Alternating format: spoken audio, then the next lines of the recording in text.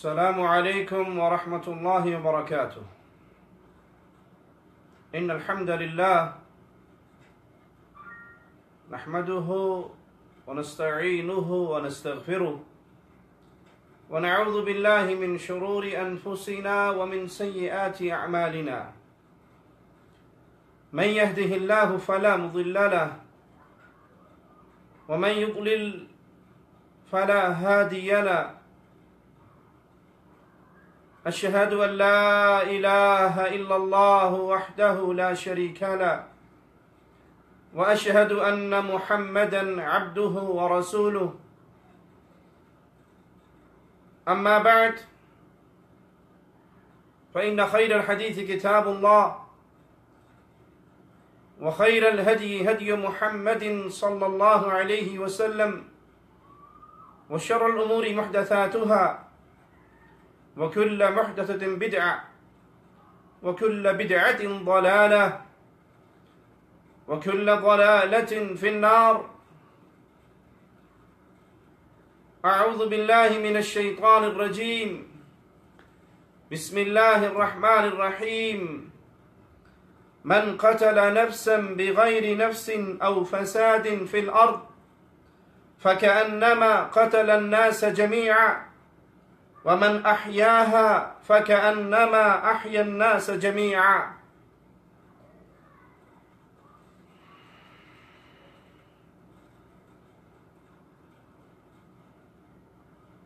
اللہ مالک رحمان اور رحیم ذات ہے. وہ مولا جس نے ظلم کو حرام قرار دیا، اپنے بندوں کے درمیان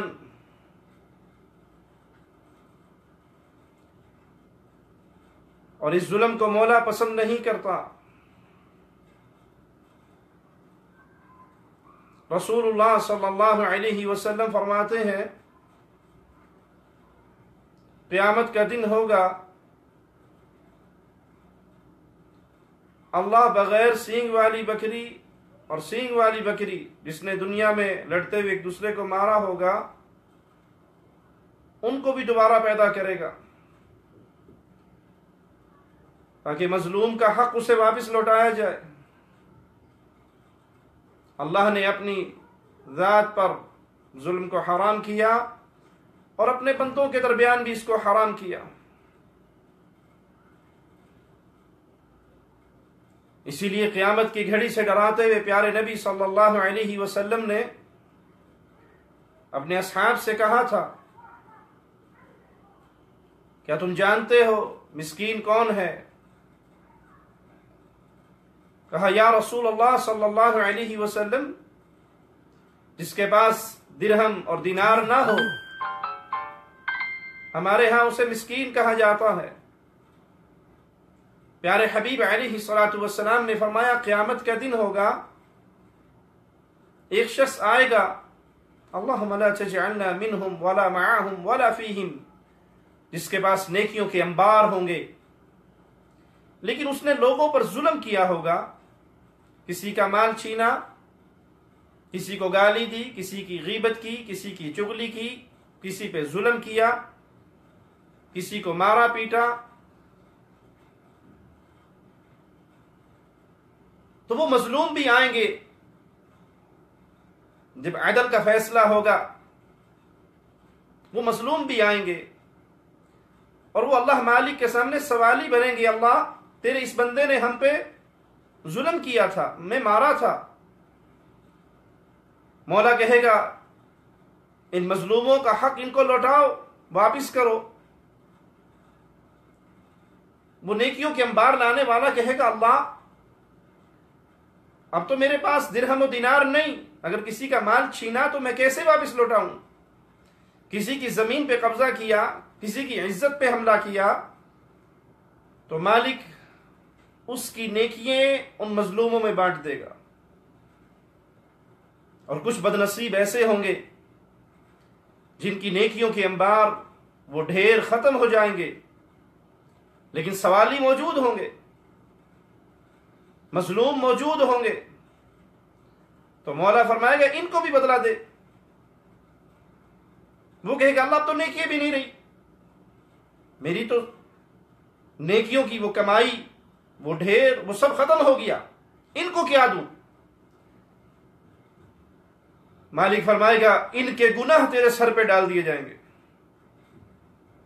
یہ جو گناہوں کے انبار لے کر آئے ہیں وہ تیرے اوپر لاد دیے جائیں گے. تو انسان اپنی نیکیوں سے خالی ہاتھ ہو کر گناہوں کے انبار کو اٹھا کر آگ کا ایندھن بن جائے گا. اللہم لا تجعلنا منہم ولا معہم ولا فیہم. تو یہ ظلم جو قیامت کے دن اندھیروں کا سبب ہے، یہ بڑا شدید جرم ہے. اور آج مسلمانوں کے دل، بلکہ میں یہ کہوں گا کہ انسانیت کے دل زخمی ہو چکے ہیں ظلم کی اس چکی کو، ظلم کے ٹوٹے ہوئے ان پہاڑوں کو دیکھ کر جو ہمارے برما کے مسلمان مظلوم بھائیوں پر ٹوٹ رہے ہیں. دل خون کے آنسو روتا ہے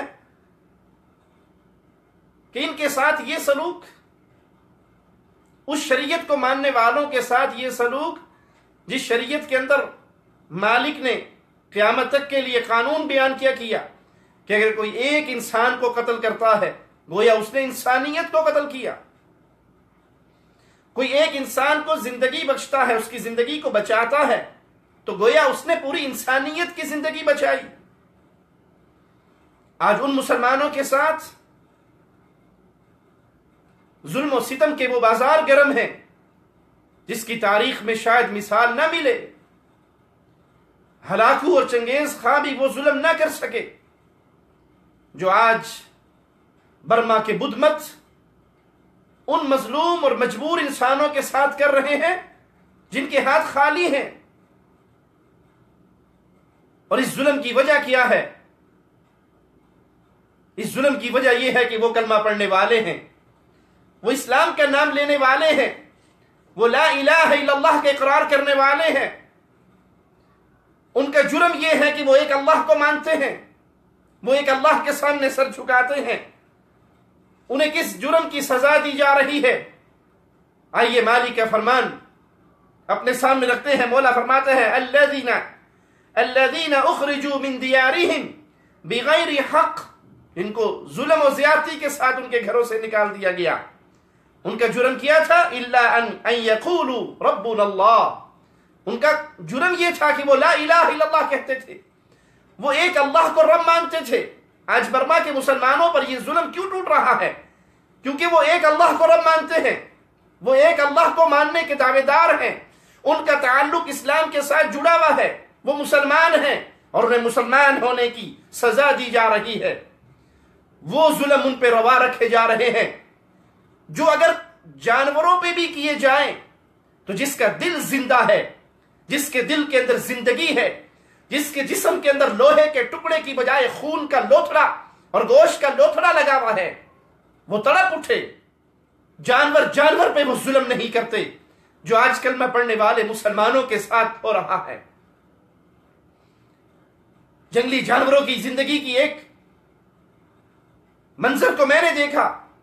ہرن کا ایک چھوٹا سا بچہ جس کو 2-3 شیر مارنے کے لیے دوڑتے ہیں اور ایک شیرنی اس کو اپنی گود میں لے لیتی ہے اور وہ باقی جانوروں سے لڑتی ہوئی اس بچے کا دفاع کرتی ہے کہ یہ تو چھوٹا سا معصوم بچہ ہے. جانوروں کو بھی یہ شعور ہے، ان کے اندر بھی یہ رحمت موجود ہے جو آج بدھ متوں کے سینے سے وہ نکل چکی ہے اسلام دشمنی کی بنا پر. حالانکہ یہ بدھ مت اگر اپنے مذہب کی طرف بھی لوٹے تو ان کے مذہب کی تعلیم یہ ہے کہ اپنے پاؤں کو سختی سے زمین پہ نہ رکھو، کہیں تمہارے پاؤں کے نیچے کوئی کیڑا مکوڑا آ کے نہ مر جائے. لیکن انسانوں کو ایسے زندہ جلایا جا رہا ہے گویا وہ انسان نہیں ہے، وہ لکڑیاں ہیں، وہ مردہ چیزیں ہیں. ایک معصوم بچے کے منظر کو میں نے دیکھا، بمشکل وہ 1.5 یا 2 سال کا بچہ جس کو ایک مجرم بجلی کے کرنٹ لگا رہا ہے اور وہ بچہ چیخ رہا ہے، تڑپ رہا ہے، مجبور ہے، کوئی اس کو بچا بچانے والا نہیں، کوئی اس کی مدد کرنے والا نہیں۔ اس بچے کا جرم کیا ہے؟ میرے پیارے نبی صلی اللہ علیہ وسلم نے تو فرمایا تھا، ہر پیدا ہونے والا بچہ مسلمان پیدا ہوتا ہے، وہ بدھ متوں کے گھر میں پیدا ہو، وہ یہودیوں کے گھر میں پیدا ہو، وہ ہندوؤں کے گھر میں پیدا ہو، وہ عیسائیوں کے گھر میں پیدا ہو، ہر پیدا ہونے والا معصوم بچہ مسلمان ہوتا ہے، فطرت سلیم پہ پیدا ہوتا ہے۔ یہ اس کے ماں باپ ہیں، آباء و اجداد ہیں کہ اسے وہ یہودی بنا دے یا نصرانی بنا دے، پیدا ہونے والا تو فطرت سلیم پہ پیدا ہوا۔ اس معصوم بچے کو کرنٹ لگانے والے مجرموں، ظالموں، اس کا جرم کیا ہے؟ صرف یہی کہ یہ ایک مسلمان ماں کی گود میں اور مسلمان باپ کے سائے کے نیچے رہتا ہے۔ مسلمانوں کی ذلت کا، مسلمانوں کی پستی کا، مسلمانوں کی کمزوری کا اس سے بڑھ کر اور کیا منظر ہوگا کہ ہماری مسلمان بہنوں کے جسموں کو کاٹا جا رہا ہے، مسلمان بچوں کو جلایا جا رہا ہے، پوری پوری بستیوں کو آگ لگا دی جاتی ہے۔ انا للہ و انا الیہ راجعون، انا للہ و انا الیہ راجعون، یہی کہیں گے لا حول ولا قوت الا باللہ۔ یہ قانون تو جنگل کا قانون بھی نہیں ہے جو آج حقوق انسانیت کا ڈھنڈورا پیٹنے والوں کے ماتھے پر سیاہی کا داغ اور دھبا بن چکا ہے۔ انسانیت کے ماتھے پر داغ ہے، انسانیت کی سفید چادر پر سیاہی کا دھبا ہے۔ کیا یہ انسان نہیں ہے؟ چھوڑ دیجئے مذہب کو، کیا یہ انسان نہیں ہے؟ جن کو ہجوم اکٹھا ہو کے جلا رہا ہے، کیا یہ انسان نہیں ہے؟ جس معصوم عورت کو درختوں کے ساتھ باندھ کر اس کے جسم کو آگ لگائی جا رہی ہے، کیا یہ انسان نہیں ہے؟ کیا ان کے اندر روح نہیں ہے؟ کسی جنگل کے اندر بھی تمہارا کوئی ایک فرد، تمہارے معاشرے کا کوئی ایک انسان مر جائے، تم آسمان سر پہ اٹھا لیتے ہو۔ ارے تمہارا ایک کتا بھی اگر کسی گاڑی کے نیچے آ کے مر جائے، اس ڈرائیور پہ جرمانے کرتے ہو، اس کو سزا دیتے ہو۔ جنگلی زندگی کے، جنگلی حیات کے ٹھیکیدار اس انسان کو جیل میں ڈلوا دیتے ہیں کہ اس نے جان بوجھ کر ایک جانور کو مارا۔ ہزاروں اور لاکھوں انسانوں کو مارنے والوں اور ان کو مرتا ہوا دیکھ کر خشک زبانوں پہ کوئی جملے نہ لانے والوں، میں مذہب کو ایک سائڈ پہ رکھ کے صرف انسانیت کی بنیاد پہ تم سے سوال کرتا ہوں۔ میں نے ایک منظر دیکھا، غرب کے ایک معاشرے کا مین ہائی وے کو بند کر دیا جاتا ہے کیونکہ جنگل کے ایک طرف سے ایک بطخ اپنے بچوں کو لے کے نکلتی ہے اور پولیس والے آ کے اس روڈ کو بند کر دیتے ہیں کہ یہ جانور اپنے بچوں کو لے کے گزر جائے، کسی گاڑی کے نیچے آ کے بطخ کے بچے مر نہ جائیں۔ اے بلیوں اور کتوں کے حقوق کے لیے لڑنے والوں، اے پرندوں کے حقوق کے لیے لڑنے والوں، اے سمندری حیات کو بچانے کے لیے لڑنے والوں، ایک ہرن کے مارنے پر 10 سال قید کی سزا دینے والوں، ان انسانوں کا جرم کیا ہے کہ یہ کلمہ پڑھتے ہیں، یہ لا الہ الا اللہ کہتے ہیں، یہ ایک اللہ کو رب مانتے ہیں، اس لیے ان کے ساتھ ظلم و ستم کے یہ بازار گرم ہے۔ انا للہ و انا الیہ راجعون، انا للہ و انا الیہ راجعون۔ مسلمانوں کی بستیوں کو، مسلمانوں کے شہروں کو صفحہ ہستی سے مٹایا جا رہا ہے، ان کی مساجد کو ڈھا دیا گیا، ان کے مدارس کو جلا دیا گیا، ان کو ان کے گھروں کے اندر، ان کو ان کی سرزمین کے اوپر، ان کو ان کی بستیوں کے اندر، وہ بستیاں، برما کا وہ ملک جہاں 2 صدی ہجری میں اسلام مسلمان تجار کے ذریعے پہنچا تھا، مسلمان تاجر وہاں پر گئے تھے، مسلمان تجار نے اپنے اخلاق کے ذریعے وہاں پر اسلام پہنچایا تھا۔ ارے مسلمانوں کی تاریخ، محمد بن قاسم رحمت اللہ علیہ سندھ میں آئے تھے، ان کے اخلاق کو دیکھ کے، ان کے پیارے انداز کو دیکھ کر، غیر مسلموں کے ساتھ ان کے ہونے والے اچھے سلوک کو دیکھ کر، بغیر جنگ کے ہزاروں ہندوؤں نے کیا کلمہ نہیں پڑھا تھا؟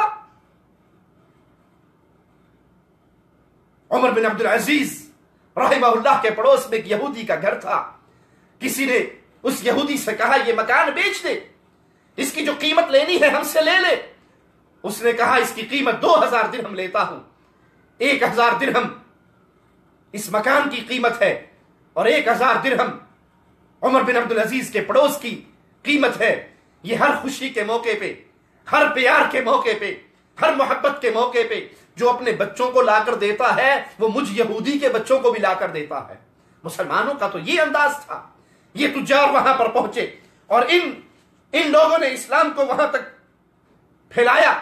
ان کے اخلاق کو دیکھ کر اراکان میں، بورما میں، برما میں اسلام پھیلا، اور پھر 350 سال تک اس ملک پہ مسلمانوں کی حکومت رہی، جہاں کے باسیوں سے تم نے شناخت کے حق کو چھین لیا ہے۔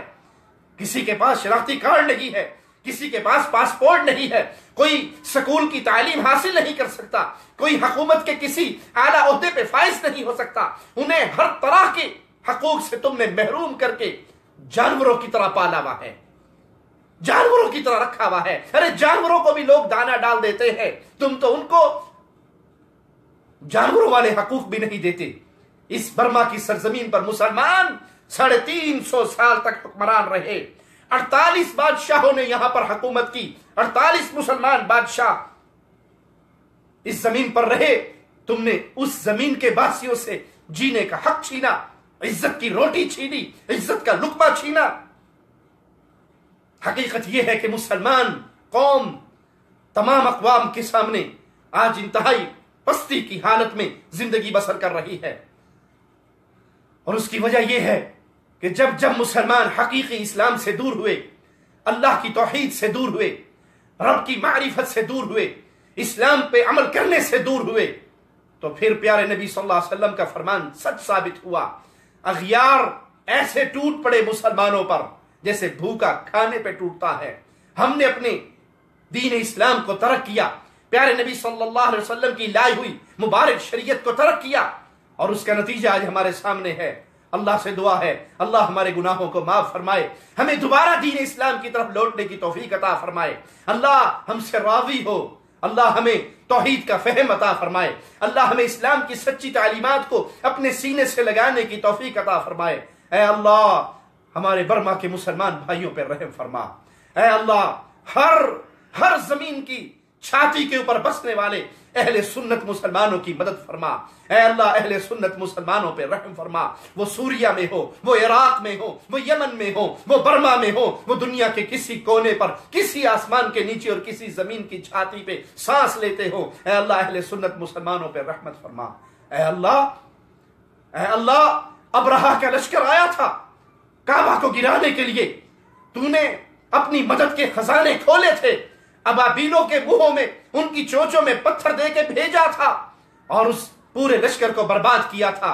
اے اللہ ہمیں تیرے پیارے حبیب نے خبر دی تھی کہ مومن کی عزت کعبے کی عزت سے زیادہ ہے۔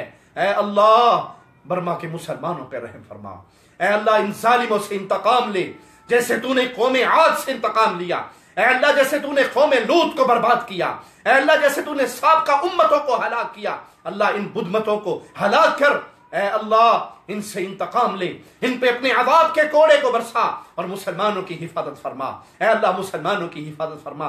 اے میرے مسلمان بھائیوں اللہ کے لیے جاگو، اللہ کے لیے جاگو، اپنے اوپر اپنے مسلمان بھائیوں کے حق کو یاد کرو، جس کے اختیار میں جو کچھ ہے وہ کر گزرے۔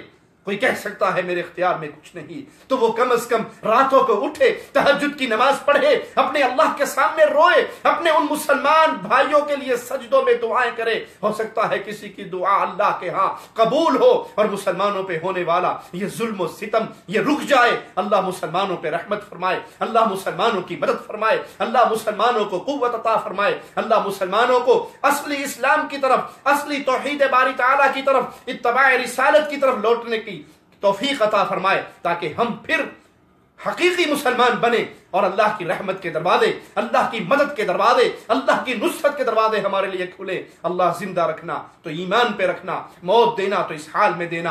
اے مولا تو ہم سے راضی ہو، ہم تجھ سے راضی ہوں۔ اقول قولی ھذا واستغفر اللہ لی ولکم ولسائر المسلمین فاستغفروہ انہ هو الغفور الرحیم۔